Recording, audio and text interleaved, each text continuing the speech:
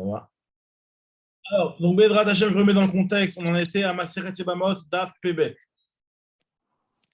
Maseret Yebamot, Daf Pebet, Amoud Aleph en haut.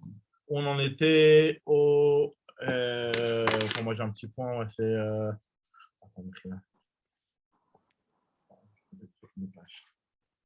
Daf Pebet, Amoud Aleph. Ouais, c'est ça. Daf Pebet, Amoud Aleph en haut, de, cinquième ligne à peu près. Voilà. Théorot, Béthéorot, Totalé, etc. Voilà.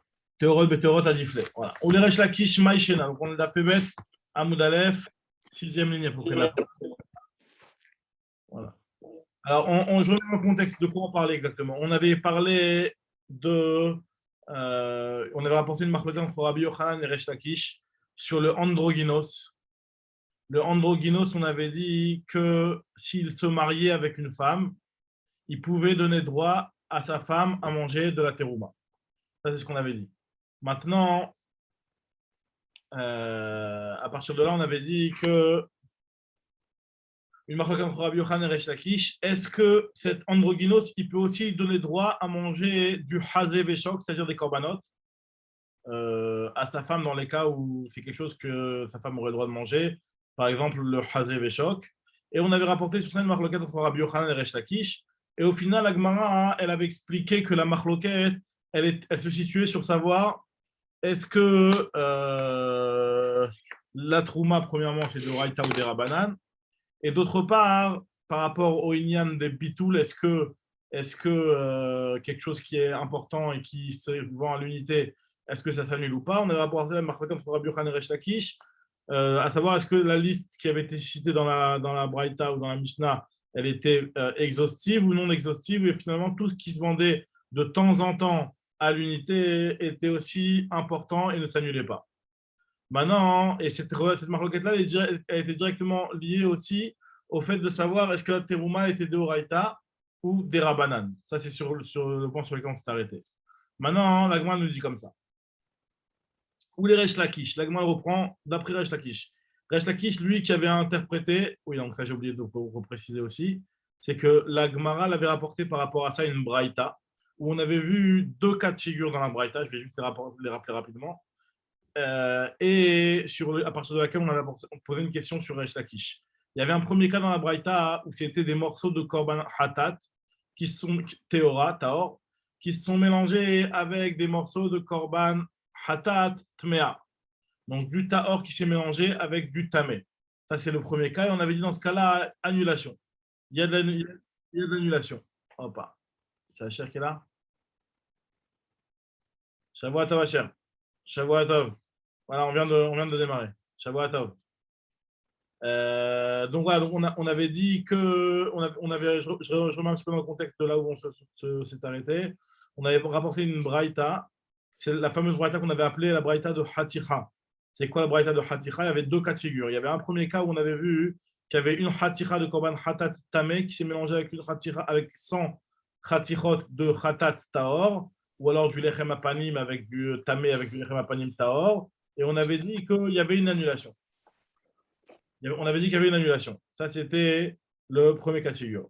Le deuxième cas de figure, c'était du Hatat Taor qui s'est mélangé avec 100 Hatichot de Hulin Teorot. D'accord? Donc, c'est du Hatat avec du Hulin. Et sur ça, on avait dit qu'il n'y avait pas d'annulation. Donc, la question, elle s'était posée d'après Resh Lakish, comment il expliquait cette braïta-là, puisqu'on voit finalement dans la Recha qu'il y a une annulation, alors que les Hatichot, c'est souvent des choses qui se vendent à l'unité. Et Resh Lakish, il avait expliqué qu'on parlait d'un cas où les hatirot elles étaient nimoha. Nimoha, ça voulait dire que ça avait été fondu et finalement les hatirot elles ont perdu toute leur importance puisqu'elles ne sont pas des morceaux indépendants, mais ça a fondu, c'est devenu liquide. Alors sur ça, Agmal avait expliqué que par contre, l'avis de Rabbi Yehuda, lui qui disait que ça ne s'annulait pas, c'est parce qu'il pensait min bemilo. Voilà, c'est sur ça qu'on s'est arrêté. Maintenant, l'Agmal reprend d'après Resh Lakish, finalement c'est un peu en plein milieu des questions, mais on s'est arrêté. Ou les Resh Lakish, donc quatrième ligne, cinquième ligne dans le Daf Pebet Amoud Aleph. Ou les Resh Lakish, nous demande la Gemara. D'après Resh Lakish qui a interprété la Braïta dans une Haticha qui avait été fondue. Maïshena Recha ou Maïshena Sefa. Comment comprendre la différence dans la vie de Chachamim entre la Recha et la Sefa. À savoir que dans la Recha, on avait dit que du Korban Hatat, Tamé et Taor qui se sont mélangés, il y avait une annulation. Alors que dans le cas de la Sefa, du Hatat avec du Houlin, il n'y avait pas d'annulation. Ma Evdel, quelle est la différence? Alors, le diagma, Marabi Shisha Bere de Ravi dit Recha Betumat Mashkin de Rabanan, Sefa de Oraita. Il nous dit qu'en fait, la différence, c'est que dans un cas, c'est un problème des Rabanan et dans l'autre cas, c'est un problème de Oraita. Le premier cas, c'est un cas où on parle d'un cas où le Khoulin, non, dans le premier cas, ce n'est pas du Khoulin. Dans le premier cas, c'était quoi le problème de Toum'a qu'il y avait sur le Korban Hatat? C'était un problème de Toum'a des Rabanan. Parce que, par exemple, c'est quoi l'exemple qui est donné ici dans l'Agma de Toum'a des Rabanan? Par exemple, si jamais il y a un Keli qui a été rendu tamé avec un liquide, et on sait que normalement, un Keli ne reçoit pas de Touma d'un liquide. Pour recevoir un Touma, il faut que ce soit seulement un Avatouma. Donc normalement, ce Keli-là, Minatora, il n'est pas tamé. Il n'est tamé que Midera Banane. Et il a rendu tamé après le Korban Hatat.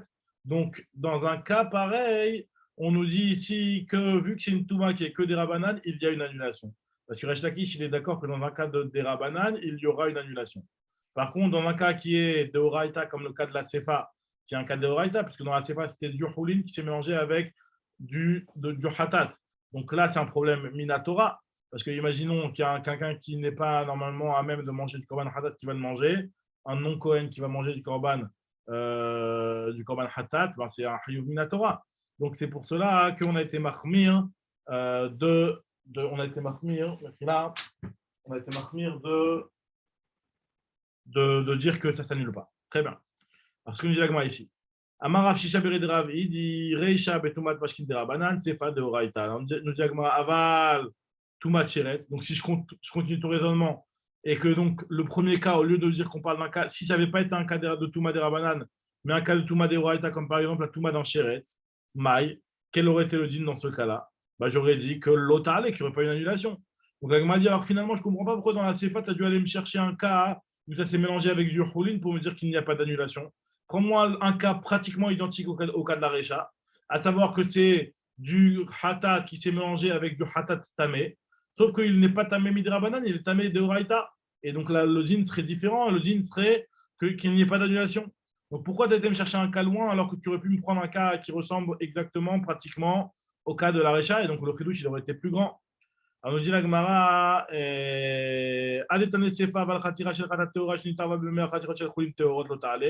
lieu de me prendre le cas de la Tsefa, Niflok, Venit Nebedine, tu devrais m'enseigner dans le cas lui-même. Bah, mais Dvaremomurim, Betumat Mashkin, Aval Betumat Sheretz, lo. Il y a une différence entre Tumat Mashkin, sur lequel il y aurait une annulation, et Tumat Sheretz, qui est de Raïta, sur lequel il n'y aurait pas d'annulation. Donc, pourquoi tu m'as pris un cas de Hatat qui s'est mélangé avec du Houlin? Nous dit la Gemara, un petit peu la même réponse qu'on avait dit juste avant, c'est que Théorot, Béthéorot a difflé. La Braïta a préféré nous enseigner le deuxième cas, quand bien même c'est un cas qui est plus éloigné du cas de la Recha, mais c'est un meilleur cas dans le sens où on parle de quelque chose de Taor. On parle d'un Hatat qui est Taor, qui s'est mélangé avec du Houlin qui est Taor. Donc, Théorot, Béthéorot a dit fallait, il préfère mieux nous parler d'un cas de Tahara. Continue la Gemara. Maintenant, la Gemara, elle va rapporter d'autres tiroutsim sur la question de base qui était de savoir pourquoi, d'après Resh Lakish, dans la Recha, Chachamim, ils ont dit qu'il y a une annulation. Donc, première réponse qu'on avait donnée, c'était fondu. Maintenant, deuxième réponse, enfin non, plutôt, non, mais là, ils vont plutôt venir expliquer la différence entre la Recha et la Sefa d'après Resh Lakish. Alors, nous dit la Gemara, Rabat, lui, vient expliquer que la différence entre la Recha et la Sefa, c'est que Recha, il lave, Sefa, il karet. La Recha, c'est quoi le problème de la Recha? C'est que le korban, il est tamé. Quelqu'un qui mange un korban hatat qui est tamé, là, le problème, il n'est pas chayav karet. C'est juste un lave. Parce que tout mat à gouf, dans un cas pareil, c'est seulement un lave. Par contre, donc c'est pour ça que les ramis ont été méquels de dire que ça s'annule. Par contre, dans le cas de la Sefa qui parle d'une hachra de kochim qui s'est mélangée avec du choulin, si tu vas le considérer comme choulin, donc tu risques facilement d'arriver à une toumaat à gouf, où finalement c'est ton gouf qui va être tamé. Et dans un cas pareil, c'est un chiv karet. Donc c'est pour ça que les Khamim ont préféré être marqués. Maintenant, Agma pose une question sur ça. Pourtant, Rabat, il a dit qu'il n'y a pas de différence entre karet et lave. Vea Rabba ou de Amar, Kol bedeoraita, tant que c'est interdit minatora, loshena isur la veloshena isur karet. Il n'y a pas de différence entre le isur la et isur karet. La Gemara dit bon, kashia, c'est vrai, la réponse de Rav, elle est cachée sur lui-même. Autre réponse de la Gemara, pourquoi d'après Resh Lakish, au départ, ça s'annule. Dans le cas de la Recha, ça s'annule. Dans le cas de la Sefa, ça ne s'annule pas. Ravashi Amar, Seifa, Mishumda, Vele, Davar, Shesh, Tomatirin. La Seifa, tu sais pourquoi ça ne s'annule pas? Parce que c'est quelque chose qui pourra être autorisé si jamais tu le donnes à manger. C'est une viande finalement qui est autorisée aux Kohanim. Si les Kohanim ils prennent cette viande-là, ils la mangent dans la Hazara comme un Korban Hatat, ben, il n'y a pas de problème, c'est autorisé même pour les Kohanim. Donc c'est pour cela qu'il n'y a pas d'interdiction. C'est ce qu'on appelle Davar Shesh Tomatirin. Et on sait que Davar Shesh Tomatirin, ça ne s'annule pas. La Gemara te dit, mais c'est Beha de Ravashi, ce qu'il a dit Ravashi, c'est Beruta, ça veut dire que Bedoutaï, ça veut dire que c'est quelque chose d'absurde, c'est quelque chose à ne pas considérer, à ne pas en tenir compte, ce qui vient de dire Ravashi, puisque finalement, ça ne veut rien dire d'appeler ces morceaux-là comme de la viande chez Eshnomatirine, parce que si c'est pour les Kohanim, ça a toujours été autorisé, si c'est pour les Israélim, c'est encore assourd. Donc, ce n'est pas quelque chose qui était à un moment assourd et qui va devenir plus tard autorisé. Donc, ça ne rentre pas dans la catégorie de Davar chez Eshlo Matirin, ce qu'on dit l'agma ici. Parce que Bedoutaï, pourquoi Bedoutaï? Nous dit l'agma, Leman, c'est pour qui? Il est Kohen, mais Mishra Shaveh, si pour un Kohen ça a toujours été autorisé. Mais Israël, Léolam Assour, c'est pour Israël qui sera toujours assourd. Et là, des Ravashi Bedoutaï. Donc, la réponse de Ravashi, on la met de côté. Donc maintenant, l'Agma revient sur la marque de Rabbi Yochanan Resh Lakish concernant la Teruma Bismanazé. On avait dit que d'après Resh Lakish, d'après Rabbi Yochanan, la Teruma Bismanazé, elle est de Oraïta. Et donc c'est pour ça que lui, il considérait que vu que c'était de Oraïta, comment lui avait répondu? Il avait dit que vu que c'était quelque chose qui était de Oraïta, donc c'est quelque chose qui est plus chameau. Et donc normalement, qui ne devrait pas s'annuler. Lui, il avait rapporté ça, que c'est de Oraïta par rapport à quel point déjà? Oui, par rapport au fait que l'annulation de la terouma qu'on avait parlé avant entre les cruches qui se mélangeaient les unes avec les autres. Et lui, il avait dit que vu que la trouma, elle est de Raïta, normalement, ça ne devrait pas s'annuler. Et en tout cas, non, Mechila, et surtout, non, surtout non. L'idée de base, Rabbi Yochanan, pourquoi lui, il avait dit que la trouma est de Raïta? Il avait dit parce que quand dans notre Mishnah, on nous a dit que le androgynos, il a le droit de donner à manger la terouma à sa femme, ça veut dire qu'il est considéré comme étant minatora marié avec sa femme. Et ben, l'implication, elle est aussi pour les coachim. Parce que vu que la terouma bismanazé, elle est de Raïta, donc il n'y a pas de différence entre la terouma et les coachim. Alors que Resh Lakish, lui, l'avait dit, non, le androgynos, il est considéré comme marié que pour la lachot des Rabanan. Pour la lachot de Raïta, on ne va pas à ce point-là le considérer comme marié. Quand c'est que du Rabanan, donc on va dire oui, il est marié avec cette femme-là, il peut lui donner à manger de la terouma qui, d'après Resh Lakish, était bismanazé des Rabanan. Alors que pour les Kodashim qui sont des Horaïta, alors là, dans ce cas-là, il n'y avait pas d'autorisation. C'est ça la marocaine pour Rabbi Yochanan et Resh Lakish qu'on avait cité à la base. Maintenant, on reprend sur les paroles de Rabbi Yochanan et se demande, la Gemara s'étonne, comment tu peux me dire que Rabbi Yochanan il pense que la Trouma Bismanazé, c'est Minatora? Comment tu veux me dire qu'il pense que la Trouma Bismanazé, c'est Minatora? Alors nous dit la Gemara, ça va, Rabbi Yochanan Bismanazé, Trouma Bismanazé de Horaïta. Est-ce qu'il pense une chose comme pareil? Pourtant, il y a une braïta, c'est une braïta qu'on avait déjà vue dans Masechet Psachim, c'est une braïta qui est connue, qui nous dit comme ça, va Tania, je t'écoupote. Imagine-toi, tu as deux caisses qui sont remplies de blé. Achat shel chulin, achat shel terouma. Il y en a une de chulin et une de terouma. Velifnem, je t'essaye, mais devant eux, il y a deux mesures, d'accord, qui contiennent un CA chacune. Achat shel chulin, achat shel terouma. Il y en a une de chulin et une de terouma. Donc, et puis finalement, les deux CAIM, ils sont tombés dans les caisses. Et on ne sait pas lequel est tombé où. Sachant que si c'est le choulin qui est tombé dans le choulin, ben, il n'y a rien qui devient interdit. Tandis que si c'est le choulin qui va tomber dans la terouma, si c'est la terouma qui va tomber dans le choulin, et ben finalement, le choulin, il va devenir problématique. Alors, ça restera autorisé. Et là vient la Braïta et nous donne une logique qui est très intéressante, qui est la svara de ce qu'on appelle Sheani Omer. C'est quoi Sheani Omer? Parce que je vais considérer Sheani Omer, Terouma, les Terouma Nafla, Choulin Betor, Choulin Naflu. La Terouma, elle va tomber dans la Terouma, elle est tombée dans la Terouma, et la Choulin est tombée dans le Choulin. Donc c'est la svara de Sheani Omer. C'est-à-dire que je vais supposer même s'il n'y a pas de logique à ça, ce n'est pas une logique, mais on va supposer et on va être méquel de considérer que ce qui est tombé dans le choulin, c'est du choulin. Alors, nous dit la Gemara, elle nous rapporte sur ça les paroles de Resh Lakish. Ve'amar Resh Lakish, lui, il a rajouté sur ça, il a dit Vehu sherabu choulin ala teruma. On parle d'un cas où il y avait quand même un rov de choulin.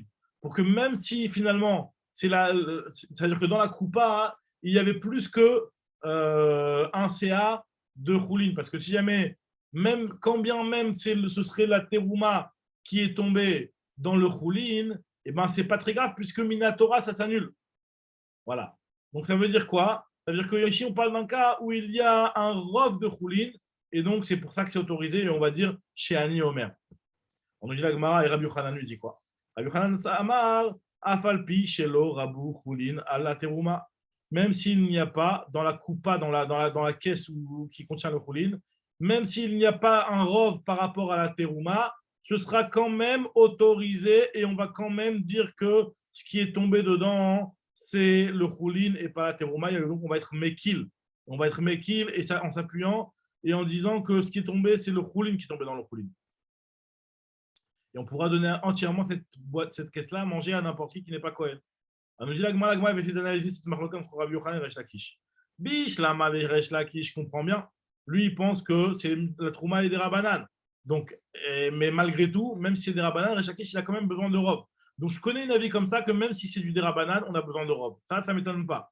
Bish, la mal et Resh Lakish, c'est un Derabanan, Amiri Bouya Bainan. On a quand même besoin de robe, même dans du Derabanan. Et là, le Rabbi Yochanan, si c'est de Oraïta, c'est non seulement de Oraïta, et en plus, tu me dis qu'il n'y a pas besoin de robe, et là, Rabbi Yochanan, Kashia, c'est une Kushia. Nous dit Lagma, tu as raison, Hamane, tu sais comme qui va cette braïta-là de jeter coupote, là, elle va comme Rabbanan. Rabbanan qui est en désaccord avec Rabbi Yossi, puisque dans notre Mishnah, celui qui avait parlé de Androgynos, c'était Rabbi Shimon et Rabbi Yossi, c'était Rabbi Yossi qui avait parlé.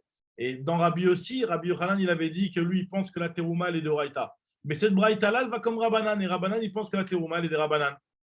Alors, nous dit Lagma, Vana de Amri, qui Rabbi Yossi. Et moi, quand j'ai parlé, il nous dit dans l'histoire d'Androgynos, c'est que j'ai dit que c'était autorisé, même le Chazé Véchok. C'était d'après l'auteur de la Mishnah, et la Mishnah, c'était Rabbi Yossi. Nous dit la Gemara, et d'où je sais que Rabbi Yossi, lui, pense que la Terouma Bisman, elle est de Raïta, c'est par rapport à ce qu'il a enseigné dans le Seder Olam. Alors, regardez, dans le Seder Olam, ce sont des Braïtot. Alors, c'est un midrash qu'on a aussi, qu'on connaît de nos jours aussi. Hein. J'ai le livre à la maison. C'est ce qu'on appelle Seder Olam. Ça a été écrit, il y a marqué Seder Olam, écrit par Rabbi Yossi ben Khalafta. C'est le Rabbi Yossi de la Gemara. Et en fait, dans Seder Olam, c'est toutes des braïtot qui sont en rapport avec l'histoire de l'humanité, etc. Tout ce qui est Seder Olam, ça veut dire c'est un petit peu, il y a des dates, il y a des périodes de famine. C'est surtout sur de l'histoire, enfin, des braïtot qui sont en rapport avec l'histoire du genre combien Abraham Avinu il a vécu. Bon, ça c'est pas dans la Torah, mais combien un tel il a vécu et combien un tel il a vécu. Des choses qui sont en rapport avec les Yemot Olam, avec l'histoire du monde. Et dans cette braïta-là de Yemot Olam, il y a une braïta qui nous dit comme ça. De Seder Olam, je veux dire, il y a marqué comme ça dans la braïta. De Tania Beseder Olam, Asher Yarshu Avotecha V'yirish Tayam Pasuk. Voici la terre que vos pères ont héritée, Ve'yirishta, et que tu hériteras. Donc on parle de deux héritages. Ça veut dire quoi? La terre que ton père a héritée et que tu hériteras. Yerusha Rishona Ushnia Yesh Lahem. Ça veut dire qu'il y a deux Yerushot qu'il y a eu sur cette terre-là. Premièrement, la Yerusha qu'il y a eu à l'époque de Yoshua. Deuxièmement, la Yerusha qu'il y a eu quand on est remonté une deuxième fois à l'époque de Ezra. Mais il n'y a pas de troisième Yerusha. Ça veut dire quoi? Il n'y a pas de troisième Yerusha. Bien sûr qu'on va revenir au troisième Betamikdash. Mais ça veut tout simplement dire que la Gdusha de l'époque de Ezra a continué et elle est encore d'actualité. Donc c'est pour ça que la Teruma, elle est Minatora. Puisque même maintenant, la Kedusha a continué. Ou Shlishit en lahen. Mais Rabbi Yochanan, Mantana Seder Olam, Rabbi Yochanan nous a dit c'est qui l'auteur de Seder Olam? Rabbi Yossi. C'est Rabbi Yossi. Donc finalement, Rabbi Yossi, on voit bien qu'il pense clairement que la Teruma, elle est Mina Torah. Maintenant, une fois que l'Agma nous a rapporté cette réponse-là, l'Agma nous dit comme ça, mais ça va, Rabbi Yochanan, Biderabanan, Obainan, Ripouya. On s'étonne maintenant. Ok, d'accord.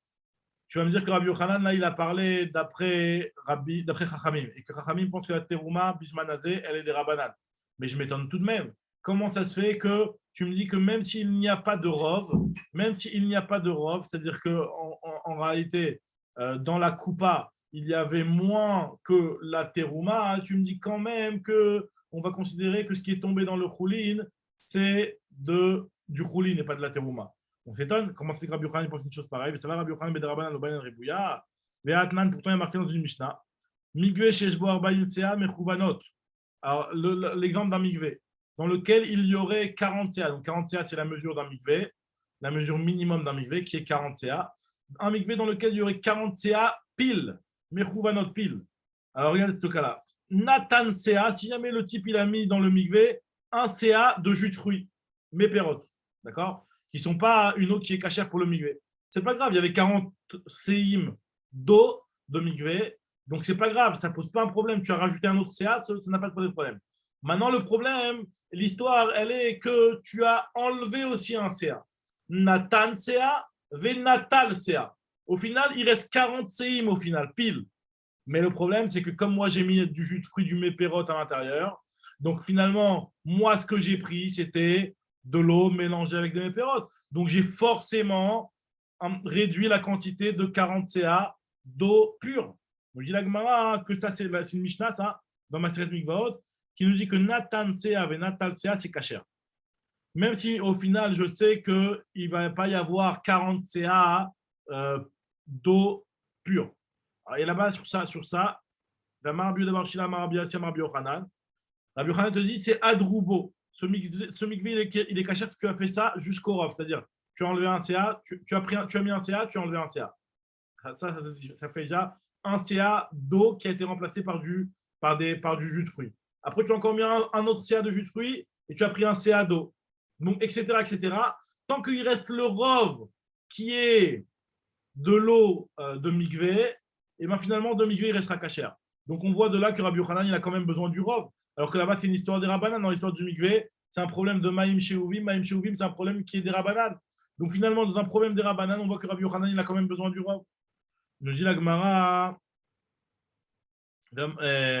Maïla, n'est-ce pas que ce qu'il est en train de dire Rabbi Yochanan ici, quand il nous dit qu'il faut le rov, Denishtayer Roubo, qu'il n'a autorisé de faire cette chose-là seulement 19 fois et pas 20 fois, parce que si tu fais 20 fois, il restera que 20 séim d'eau pure et ce ne sera pas bon. Donc, n'est-ce pas que finalement, c'est qu'il faut qu'il reste plus de 21 CA, quoi, et pas moins. Et donc, finalement, on voit que Rabbi Yochanan, il a besoin de robe. Moi, te dit non, des lon nishkol rubo. Ce que Rabbi Yochanan, il te dit, c'est pas, tu peux faire ça 19 fois et pas 20. Non, tu peux faire 20, mais ne le fais pas 21. Des lon nishkol rubo. Il ne faut pas que tu prennes plus que le rov. Finalement, il ne faut pas que tu prennes le rov. Tu peux prendre la moitié, mais pas le rov. Donc, effectivement, ce sera bon. On nous dit autre réponse que l'agma propose, c'est différent ici, dans le cas des shtekupot. Finalement, c'est vrai que Rabbi Yochanan, il a besoin de rov. Et tu as raison d'avoir compris dans la Mishnah de Mikvaot que quand Rabbi Yochanan, il a dit qu'il faut qu'il reste un rov d'eau pure, ça veut dire que tu peux faire l'échange de Nathan Sea et Natal Sea 19 fois et pas 20. Tu as raison. Mais alors pourquoi dans l'histoire des shtekupot, Rabbi Yochanan, il a dit que même si il n'y a pas de rov, c'est quand même valable. Pourquoi, nous dit Agma? Parce qu'il y a la svara de Sheani Omer. Sheani Omer, c'est le fait de pouvoir, vu que tu peux dire, c'est-à-dire qu'en réalité, il y a une chance et que c'est possible que ce qui est tombé dans le choulin, c'est le choulin, ce qui est tombé dans la terouma, c'est la terouma. Donc, Ani Omer, chez Machinafal Bachoulin, za choulin, ce qui est tombé dans le choulin, c'est le choulin, et ce qui est tombé dans la terouma, c'est la terouma. Shani Achad et Kalemimar, Sheani Omer. Vu qu'on peut dire la svara de Sheani Omer, c'est pour ça qu'on autorise. Très bien, maintenant la Gemara elle continue et elle va expliquer, revenir la première marloquette pour Rabbi Yochanan et Resh Lakish, sur laquelle Rabbi Yochanan lui nous disait que le androgynos il peut donner à manger à sa femme aussi bien de la terouma que du hazé veshok, puisque lui il le considérait comme un zachar gamour. L'androgynos c'est un vrai homme, et donc quand il se marie avec une femme, cette femme c'est sa vraie femme, et donc si c'est sa vraie femme, elle peut manger de la terouma. Et si c'est sa vraie femme, elle peut manger aussi des corbanotes dans certains cas dans lesquels elle a le droit de manger des corbanotes, comme le hazé veshok, qui est une partie qui est autorisée aussi aux femmes. Alors, on nous dit l'agma, et Resh Lakish nous avait dit que non, il avait dit qu'elle ne peut manger que de la terouma des rabanan bismanazé. Et on ne s'appuyait pas sur le fait de le considérer vraiment comme un zachar, même pour la terouma de Oraita. Alors, on nous dit l'agma, on a vu, il y a une Mishnah, Tnan androgynos, on a vu dans une Mishnah que l'androgynos, il peut se marier. Donc, s'il peut se marier, ça veut dire qu'on le considère comme un zachar. Question sur Resh Lakish, comment ça se fait que toi, Resh Lakish, tu ne le considères pas comme un zachar? Parce que si tu le considérais comme un zachar, finalement, il aurait pu donner droit à manger de la terouma, même à l'époque du Beth Amikdash, et même sur Skimina Torah, même sur Chatev Shok. Dit la Gemara, Tane Imnasa, corrige. En fait, ce qu'il faut lire dans la Mishnah, c'est pas qu'il a le droit de se marier. C'est que s'il s'est marié, eh ben, il aura le droit de donner à manger de la terouma. La Gemara dit, mais non, mais il y a marqué Nosé dans la Mishnah. Veha Nosé Katane. La Gemara te dit, non, étonne-toi. Velit Amer, et d'après toi, qui considère que le androgynos, il peut se marier vraiment l'échatrila avec une femme. Alors, je ne comprends pas ce qui est marqué dans la Sefa. Maï aval lonissa. Pourquoi la Mishnah, elle vient et elle nous dit dans la suite que Enonissa, il ne peut pas se marier avec un homme? Bah, c'est clair. Ça veut dire que l'Ichatrila, machma que l'Ichatrila, il ne peut pas se marier avec un homme, mais sous-entendu que si jamais il y a un homme qui lui donne des kiddushin, eh ben, il faudra quand même lui faire un guet. C'est-à-dire que c'est Enonissa l'Ichatrila, ça veut dire que Bediavad, il y a un problème. Et là, c'est faux de dire ça. Pas besoin de nous dire qu'on n'a pas besoin, on n'a pas le droit de se marier avec lui, qu'un homme n'a pas le droit de se marier avec lui. Si tu me dis que lui, quand il se marie avec une femme, cette femme-là, elle mange de la terouma, c'est que c'est un vrai zachar. Si c'est un vrai zachar, vadaï, qu'un homme n'a pas le droit de se marier avec lui. Et la maïnissa, diavad. Alors, non, c'est un ami diavad. Donc, de la même façon que le mot nissa, tu vas le comprendre bédiavad, c'est pour te dire que même bédiavad, il n'est pas considéré comme marié. Alors, pareil, quand on te dit nocé, c'est nocé juste bédiavad, mais pas les khatrila.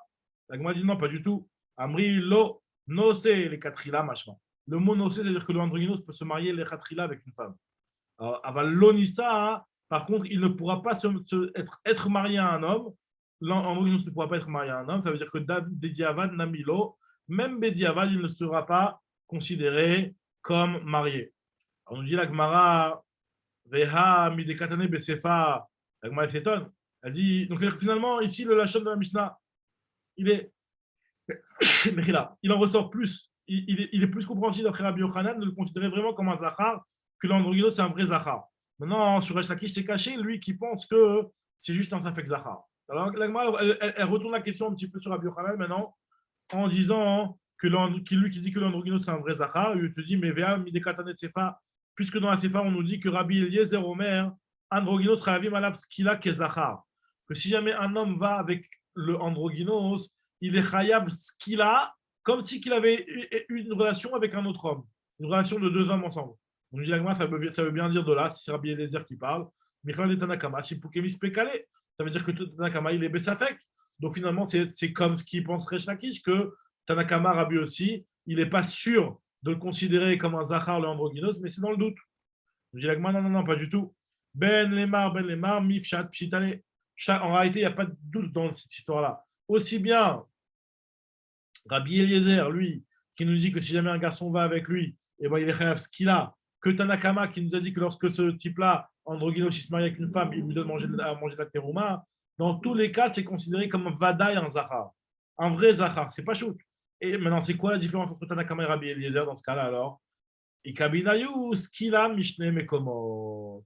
La différence et la marloquette, elle est, est-ce qu'il peut y avoir skila de deux façons? C'est-à-dire que là, finalement, on est en train de dire que si jamais un homme va avec un androgynos, il est chayav skila. Mais de quelle manière? On sait que l'androgynos, il a d'une part le même, il est comme un homme d'une part, et il a aussi d'autre part comme une femme.